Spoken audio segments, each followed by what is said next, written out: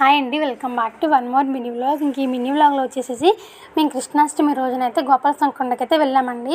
మా బాబుకి ఇది సెకండ్ కృష్ణాష్టమి అండి. ఫస్ట్ కృష్ణాష్టమి రోజు రెడీ చేద్దామంటే అప్పుడు ఇంట్లో కొంచెం బాగలేదని రెడీ చేయలేదండి. ఇంకా సెకండ్ కృష్ణాష్టమికైనా రెడీ చేద్దాము అనుకున్నప్పుడు ఇంకా గోపాలస్వామి దగ్గర నుంచి నాకైతే పిలుపు అయితే వచ్చింది. ముందు వచ్చి నా దర్శనం చేసుకో, తర్వాత మీ బాబుని నెక్స్ట్ ఇయర్ రెడీ చేసుకుందాంలే అనేసి ఇంకా అందుకోసం మేము గోపాలస్వామి కొండకైతే వెళ్ళిపోయామండి.